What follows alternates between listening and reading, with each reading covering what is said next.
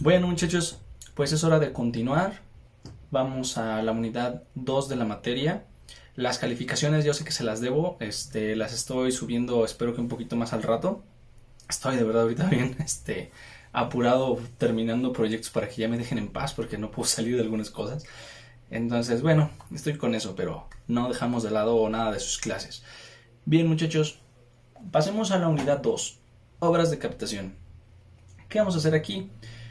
Primero que nada vamos a estudiar un poquito de dónde puede provenir el agua para que nosotros la podamos aprovechar y luego, ya que sepamos toda esa base, pasaremos a hacer los cálculos correspondientes de las obras que necesitemos para poder aprovechar el agua de la manera más eficiente posible. Bien, fuentes de abastecimiento de agua. Para poder realizar un correcto abastecimiento de agua potable, debemos contar con las fuentes correspondientes de agua. No es que mágicamente aparece y no es que en cuanto nosotros la tengamos calculada la necesaria, como lo hicimos en la unidad 1, del gasto máximo horario y gasto máximo diario, pues simplemente se van a resolver. Nosotros dejamos toda la red y mágicamente llega y se llena. La verdad es que tenemos aquí el inconveniente de que también tenemos que resolver de dónde va a provenir toda esta agua. Bien, para todo esto se debe considerar tres aspectos fundamentales. Los principales son tres. Primero de ellos, la capacidad de suministro. Como les digo, lo primero que vamos a nosotros tener que hacer es revisar que todo el gasto que necesitamos para el proyecto se pueda cubrir con las fuentes de abastecimiento. Si no se puede cubrir, tenemos que ver de dónde lo vamos a solventar. Mágicamente no va a aparecer y también tenemos que considerar que para todo el periodo de la vida útil de nuestro diseño, de nuestro sistema de abastecimiento, se puede cubrir. Entonces, tenemos ese inconveniente. Tenemos que revisar que todas las fuentes que tenemos a nuestra disposición sean suficientes para abastecer de agua a una población. Si no, vamos a entrar en problemas. Espero que, bueno, ustedes no lo noten tanto, a mí me distrae el reflejo en mis lentes. Es curioso. Bueno, una es esa, capacidad de suministro. Ahora, la segunda, tenemos condiciones de sanidad y calidad del agua. Las condiciones de sanidad son claves para definir las obras necesarias de potabilización. ¿Qué es esto? La calidad viene dada por unas características físicas y químicas que deben existir en el agua. Normalmente el agua pasa por ciertos procesos antes de que nosotros podamos beberla o que nosotros podamos utilizarla incluso para bañarnos, para regar las plantas, para dárselas a nuestras mascotas, ya que no toda el agua es potable o es para consumo humano. ¿Qué características son estas? Algunas de estas propiedades físicas son, por ejemplo, su color del agua, que es parte de su aspecto, su olor e incluso su sabor. Tenemos que tener ciertas de estas características para que sea apta para consumo humano. Si nosotros vemos el agua verde, si se ve azul, si por alguna razón tiene un pequeño toque como rojo o algo por el estilo, primero no va a ser agradable a la vista y luego el consumidor no la va a querer tomar. Vamos a pensar que pues está sucia, aunque sea parte de las propiedades y nosotros digamos no es que es perfectamente potable, pero el color lo toma por algún elemento en específico, es un poquito más rica en zinc, es un poquito más rica en litio y le da cierto color. No, olvídense, si para el consumidor final no es atractivo, ahí se termina la historia, no lo van a consumir. Ahora, ¿qué ciertas propiedades químicas debe tener el agua? Primero, tiene ciertos límites que nosotros debemos respetar respecto de la cantidad de minerales, de sales e incluso de pequeños microbios que puede llegar a contener. ¿Cómo qué cosas de minerales? Bien, el agua destilada, es decir, agua completamente pura, solo hidrógeno y oxígeno en sus componentes, no es apta para consumo humano. Podemos beberla, pero si consumimos una cantidad grande nos va a hacer daño. ¿Por qué? Porque como no tiene nada de lo que el organismo necesita, El organismo necesita sales, necesita iones, necesita ciertas vitaminas que el agua acarrea en su paso por ciertos mantos freáticos, por capas de tierra, que va capturando incluso en el aire o en la atmósfera. Todo eso lo necesita el organismo. Si no lo tiene, cuando nosotros le damos agua completamente pura, lejos de nosotros obtener nutrientes, el agua los capta del cuerpo y los evacúa, es decir, nos diluye de alguna manera. Por eso es peligroso tomar agua destilada, y también puede ser peligroso tomar cantidades excesivas de agua sin que le demos al cuerpo el correspondiente retorno de nutrientes, que son los alimentos. Algunas de estas cosas pues es que tenga cierta cantidad de cloruro de sodio, que tenga sal, que llegue a tener algo ya de elementos de calcio, de cobre, de aluminio, de potasio, de muchos minerales que se llegan a que necesita el organismo para funcionar, incluso otras que son, ¿cómo decirlo así?, son muy útiles para el organismo, como el litio. No sé si algunos de ustedes lo sepan, pero en mayor cantidad que tenga litio el agua, para nosotros no solo es benéfico para el funcionamiento del organismo, el cerebro lo utiliza para crear ciertos neurotransmisores, y que nosotros estemos más tranquilos, más relajados. Es algo que incluso se debate ahorita todavía el uso, porque algunas plantas potabilizadoras lo incluyen. ¿Por qué? Para que de alguna manera es visto así, o es para eso, que la población no sea tan propensa a padecer ansiedad, depresión, cansancio, etcétera. Como por ejemplo también el hierro.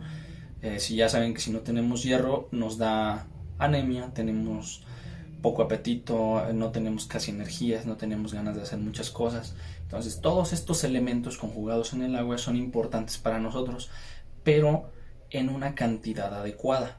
Tampoco es que pueda estar sobrecargada, y por eso muchas veces, si ustedes llegan a tomar agua o saborear el agua que viene, por ejemplo, de un manantial, sabe más rico, o sea, tiene más minerales. Pero ahora sí les puedo mostrar lo que hace ese ruido. Pero ¿qué pasa? También, si tiene demasiados, sobrecarga el cuerpo, sobrecarga el sistema, y es malo. Otra cosa que debe contener la calidad del agua es que la cantidad de microorganismos no rebase ciertas condiciones. Sí, hasta el agua que ahorita utilizamos del servicio de la toma de domiciliaria también tiene organismos microscópicos, e incluso tiene bacterias que provienen de las heces o de cosas así por el estilo. Pero ¿qué pasa? Cuando son en cantidades muy pequeñas, se considera que no le hace daño a nuestro organismo.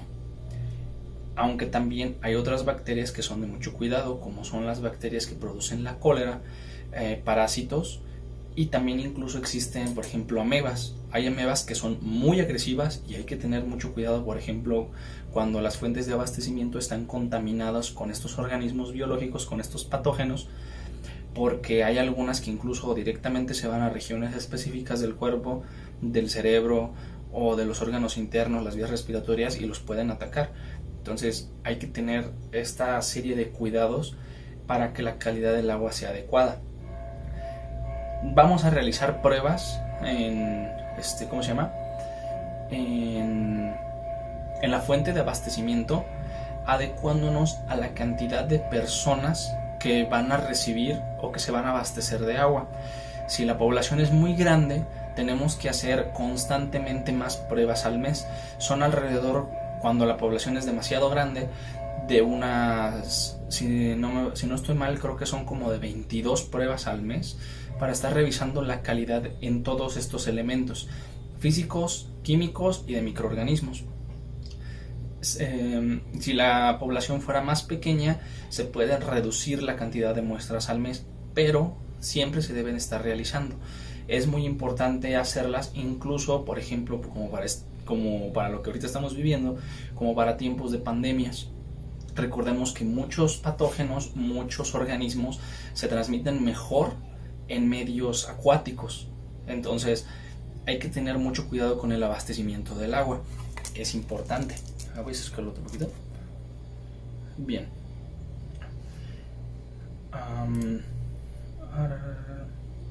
Perfecto.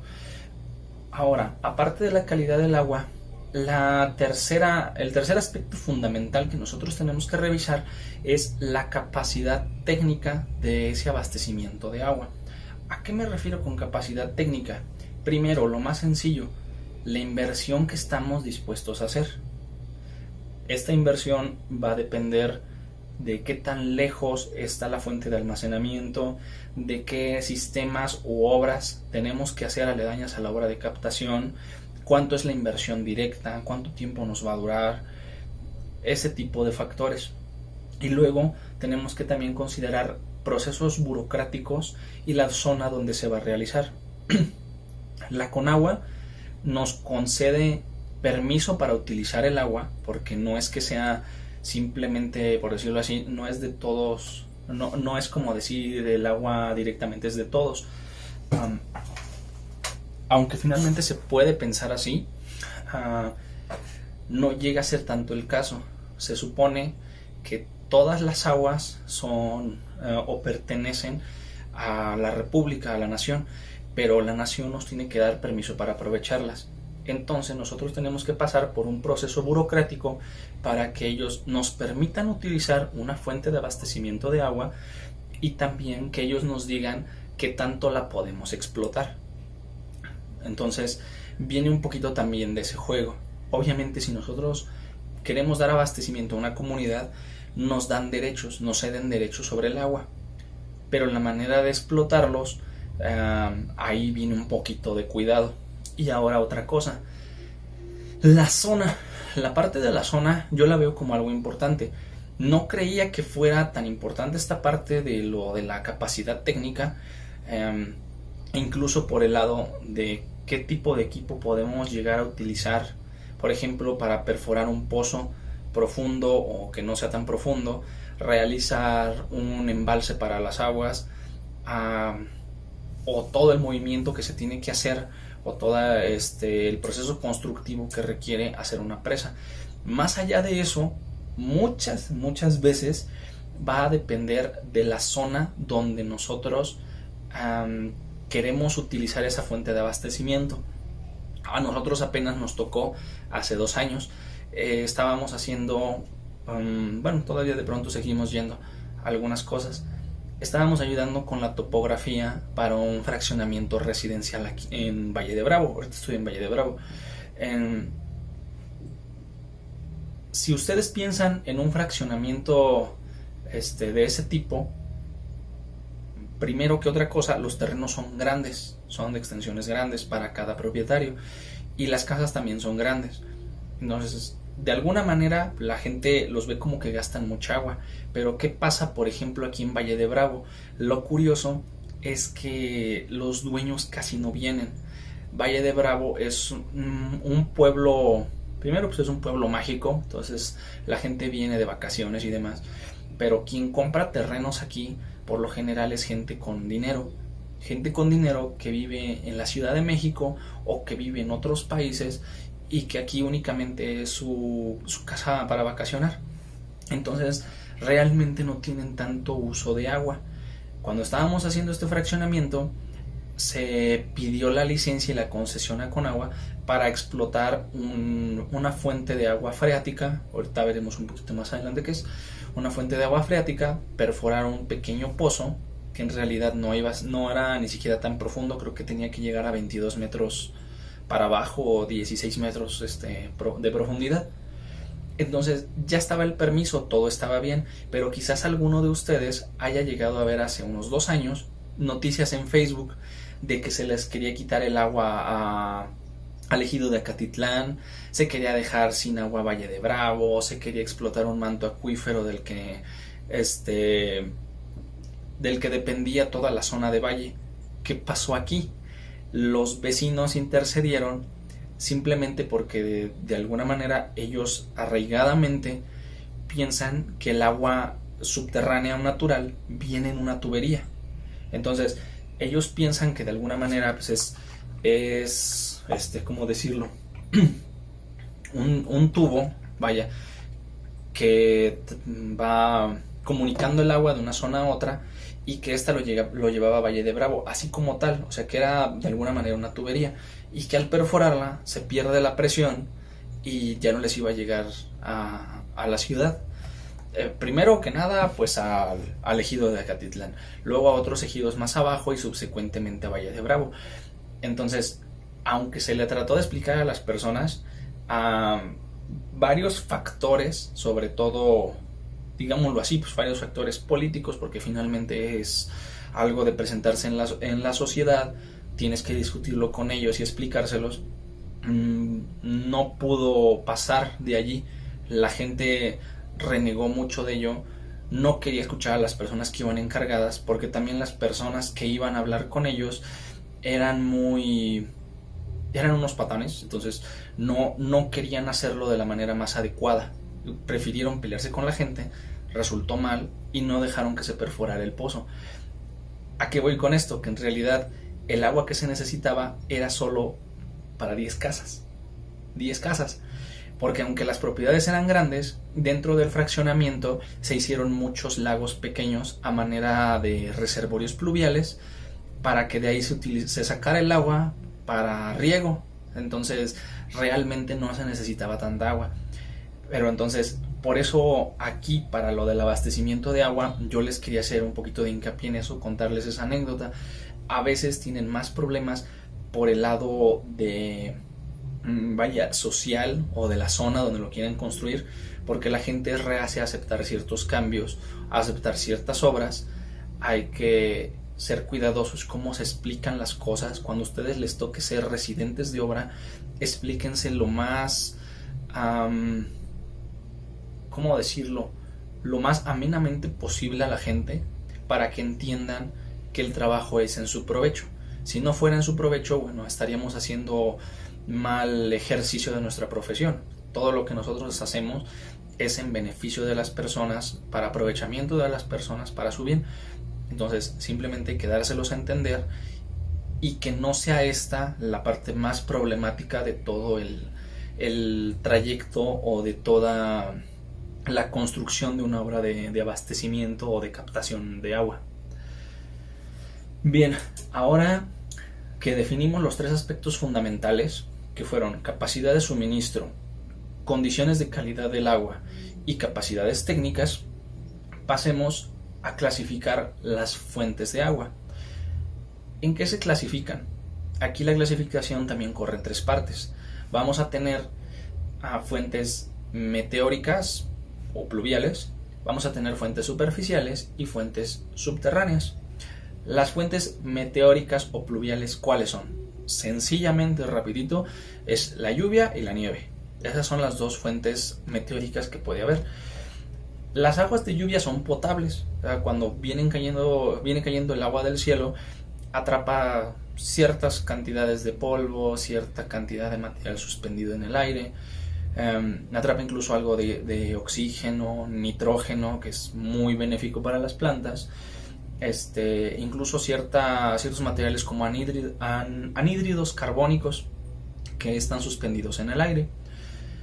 Ahora, el agua que viene, por ejemplo, de la nieve derretida es de una calidad inferior, aunque igual va cayendo de la tierra, aunque igual va cayendo del cielo. El problema es que como el agua, la nieve, se queda en el suelo, empieza a retener más contaminantes. Las aguas de lluvia no sufren esta alteración, no es tan perceptible. La nieve sí, les digo, se queda en el suelo, se puede ensuciar, va atrapando más contaminantes, puede retenerlos por más tiempo, digamos. Y luego existe otra cuestión, por ejemplo, el agua la podemos beber, ya está en estado líquido, viene una temperatura que el cuerpo la recibe y todo. En caso de que sea una emergencia, pueden beber agua de lluvia. En caso que sea una emergencia, no es recomendable que ustedes beban o coman nieve para tratar de hidratarse, porque el cuerpo primero tiene que tratar de calentar el agua, o sea, derretirla, gasta mucha energía en eso. Se hace daño, vaya, el estómago, porque lo que entra está muy frío, y pues luego tiene que trabajar para procesarla. Entonces, en una emergencia, pues lo ideal no es la nieve. Si se necesita tomar, que lo sepan, primero derrítanla de la mejor manera que se pueda, y entonces sí, ya una temperatura digamos, a la temperatura corporal, ya se puede beber. Ahora, para la recolección de esta fuente de agua, se requieren superficies muy extensas para recolectar una cantidad apenas suficiente. Yo les digo, por ejemplo, del fraccionamiento, se hicieron reservorios, se hicieron muchos laguitos. En total se hicieron 2, 4, 5, 6 lagos pequeños, para 34 hectáreas. 6 lagos que abastecen de agua para, les digo, para riego, para vegetación y ese tipo de cosas, o sí, principalmente para eso y limpieza, a solo 10 casas más la casa del velador. Entonces se necesitan superficies muy grandes de captación. Si están en un lugar que llueva mucho, que bueno, aprovechenlo. De eso se trata, de que nosotros seleccionamos la mejor fuente, y que si en una superficie cada vez más pequeña podemos recolectar más agua, perfecto, porque si no, dependemos de un área mucho mayor para captar suficiente agua. Voy a tratar de subirles a la página, creo que tengo video, en otro rancho grande. Ese fueron 80 y tantas hectáreas. Se hizo un reservorio pluvial grande, un reservorio que tiene casi 900 metros de largo, o sea, un lago finalmente. Un reservorio viene a ser, como lo tantearon ellos, un lago para almacenar el agua de lluvia y después aprovecharla. Entonces sí es un espacio muy grande, y aunque pudiera uno verlo de esa manera, yo les puedo decir que es mayor la cantidad a veces del agua que se evapora que la cantidad de agua que se obtiene por la lluvia en esa zona. Se tuvo que modificar el cauce del río cercano para que abasteciera también una pequeña cantidad de agua que fuera permanente, porque la lluvia no era suficiente. Entonces son este tipo de factores los que intervienen para almacenar el agua que viene de la lluvia. Se recurre, por ejemplo, a esta fuente cuando faltan otros recursos, cuando no tenemos ríos, cuando no tenemos fuentes subterráneas, y también, por ejemplo, en algunos emplazamientos rurales y en pequeñas instalaciones. Cuando podamos hacer uso de esta, aprovechémosla, también en la medida de lo necesario. Como lo vimos en la unidad 1, les hice que revisaran acerca de optimizar los recursos. ¿Qué tan bueno es que, por ejemplo, aprovecháramos todo un recurso que llega a nuestras manos? Bueno, pasa lo mismo.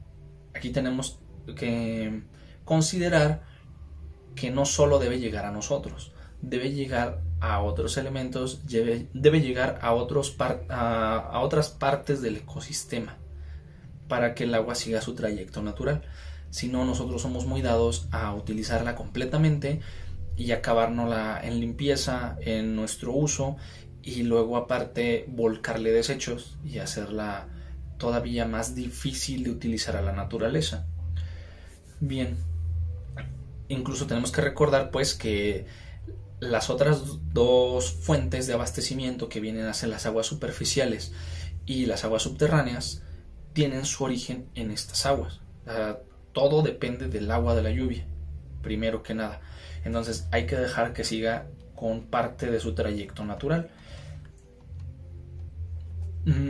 Aquí algo de lo que les decía: las aguas meteóricas se precipitan sobre el suelo, pero se fraccionan en tres vertientes.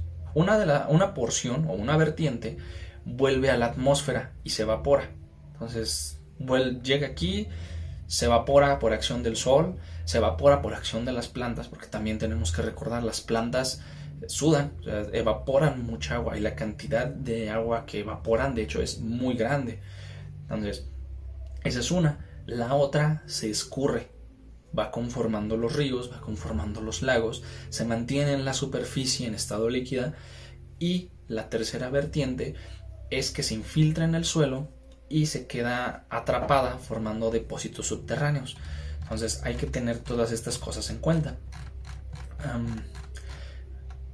Ahora, otra clasificación, superficiales.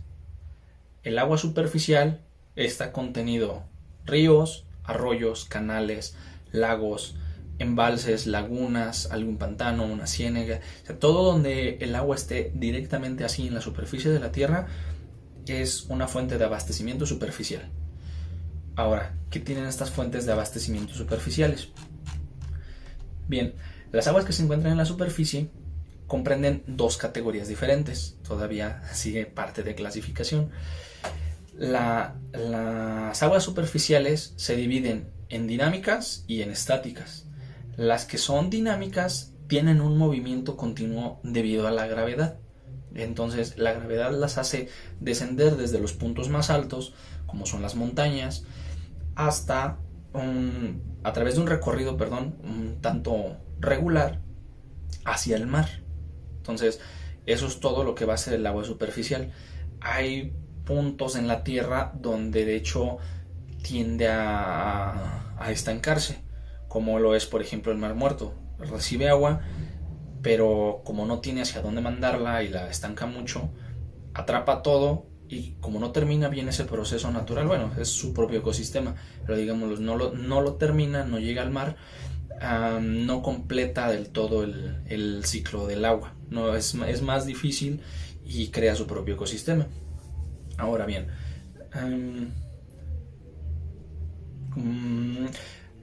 la otra, el agua estática, que en cambio se detiene en depresiones naturales donde se acumulan formando grandes depósitos.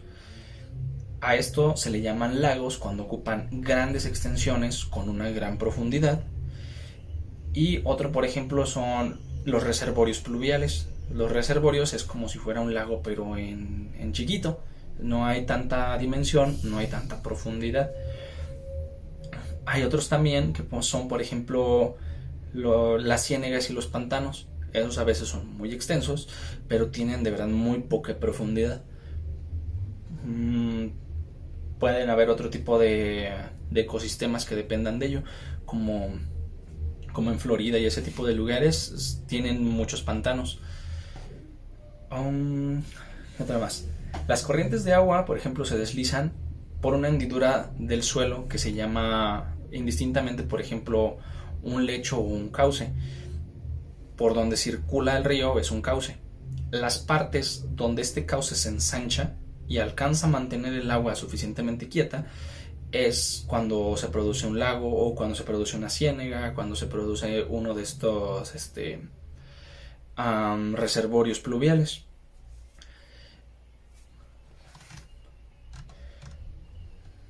Incluso aquí también hay que tener una consideración. El agua, abastecerse por una fuente superficial conlleva también que tengamos en cuenta que el agua, o sea, el volumen que llegan estos afluentes va variando en los periodos del año. Entonces no siempre es el mismo. Hay que tener cuidado y consideraciones con ello.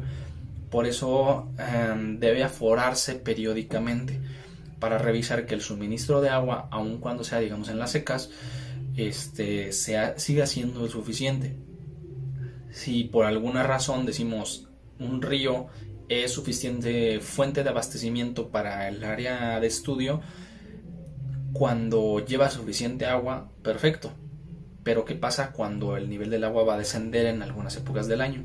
Entonces, si desciende y no es suficiente, tenemos que considerar una fuente de abastecimiento secundaria que nos permita compensar esa pérdida de agua que hay en algunos momentos en el año.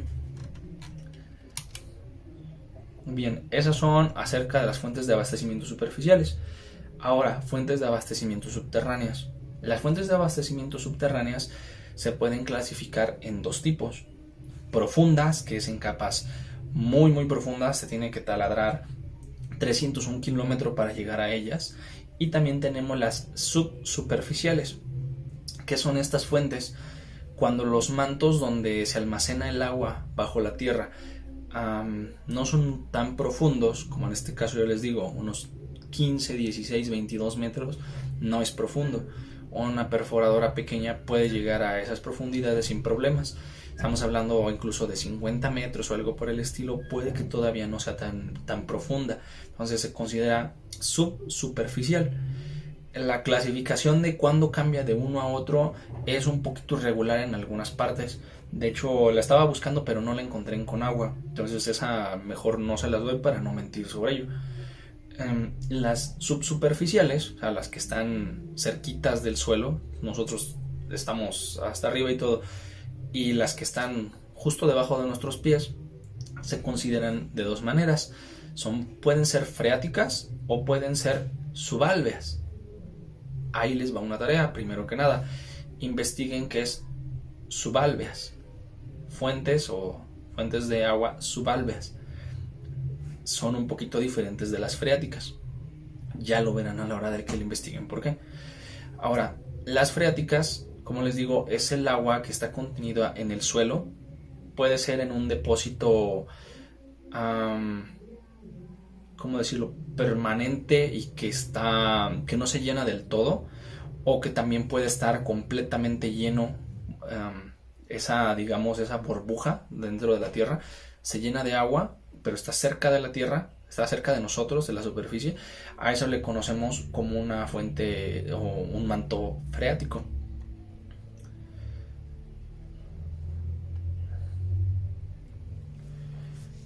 Ahora, las aguas que se infiltran en el suelo provenientes de las precipitaciones, puede ser de ríos, de lagos, de lagunas, que dejan atravesar el agua, o la lluvia directamente que atraviesa la tierra, crean estas aguas subterráneas por acción de la gravedad, y la velocidad a la que va atravesando la tierra depende directamente de la permeabilidad del suelo que está atravesando en ese momento.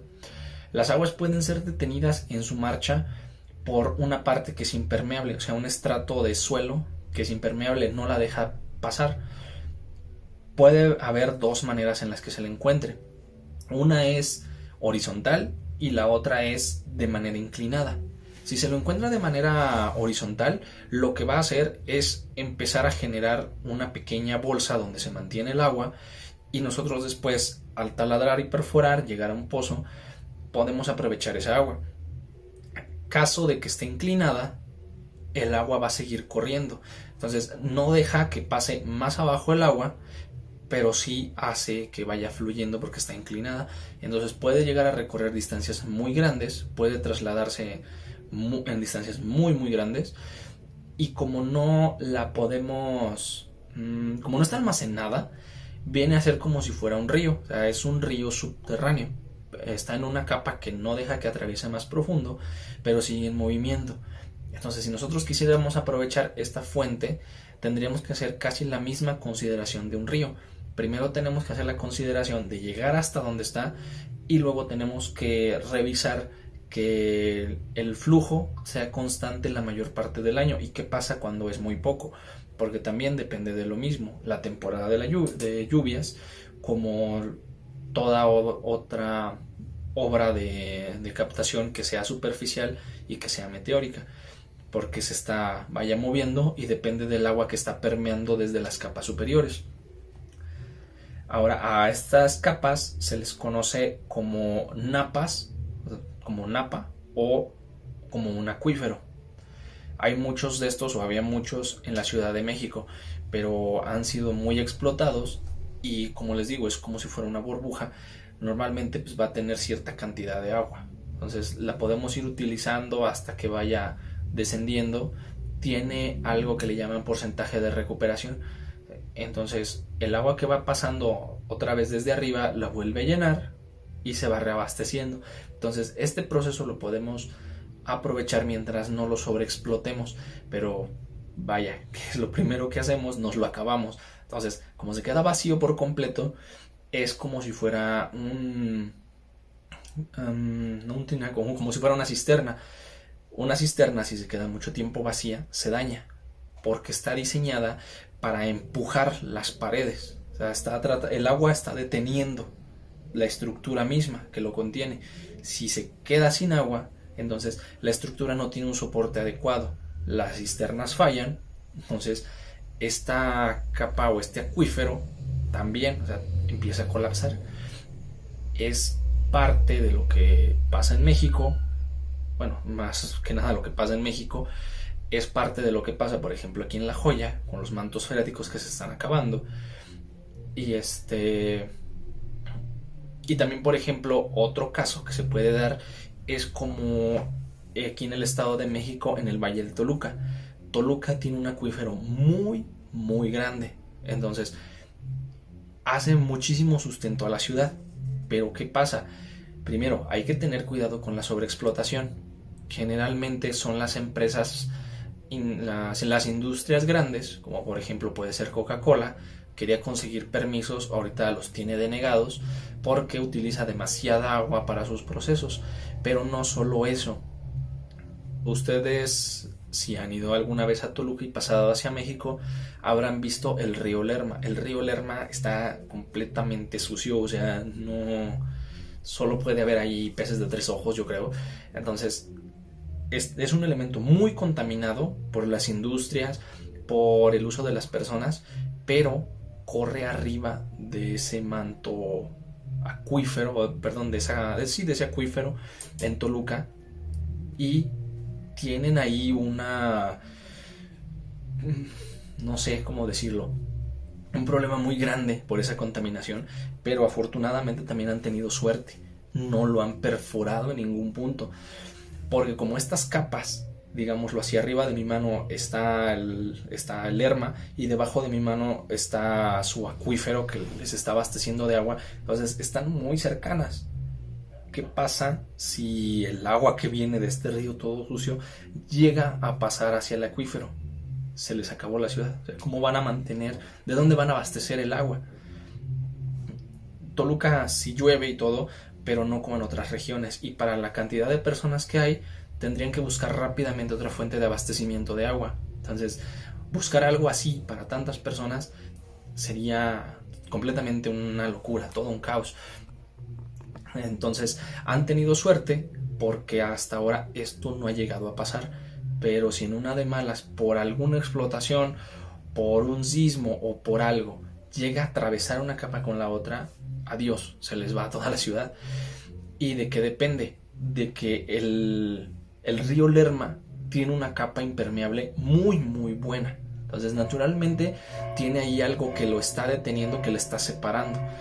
Si estas llegan a perforarse mal o algo, olvídense. Entonces, de eso dependen muchos estudios de suelos, estudios geológicos, estudios de mantos freáticos, para revisar toda la disponibilidad que haya, y también tenemos que revisar el porcentaje que tiene de recuperación dicho acuífero. Si es muy bajo, no lo podemos utilizar, no se rellena rápido. Si es muy alto, pues adelante, como si fuera máquina de refresco, le está sacando uno y se vuelve a rellenar, pero todo depende de muchos factores. Los vamos a tener que revisar cuando lleguemos al estudio de cada uno de los casos. Ahora bien, una vez investigado todos los recursos que hay, estamos en condiciones de determinar, en función del proyecto que estamos realizando, todas las obras de captación necesarias para proveer de la cantidad de agua necesaria a una localidad o una industria o a lo que estemos diseñando. Según sea el recurso a explotar, tendremos diferentes tipos de obras de captación. Por ejemplo, en el caso de que sean superficiales, simplemente podemos tener algo que esté trayendo el agua, o sea, que lo bombee de la fuente superficial del río o del lago.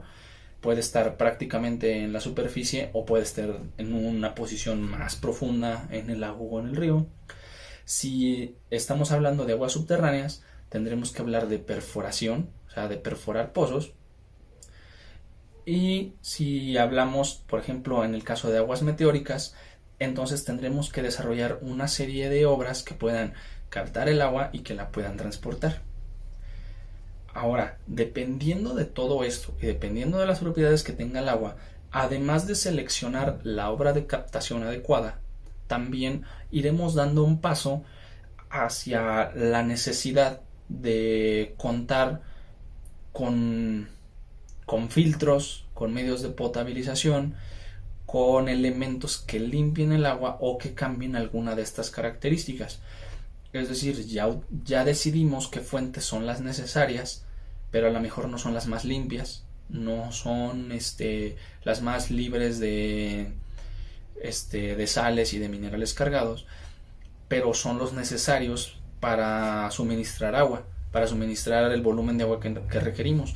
Entonces, a partir de allí, damos dos pasos.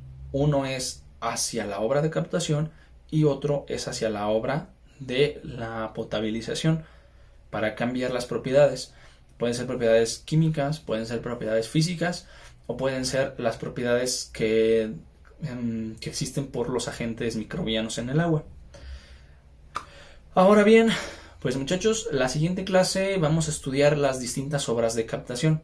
Ahorita ya juntamos todas las fuentes de abastecimiento de agua. En la siguiente clase hablaremos de las distintas obras de captación según sea la fuente del agua.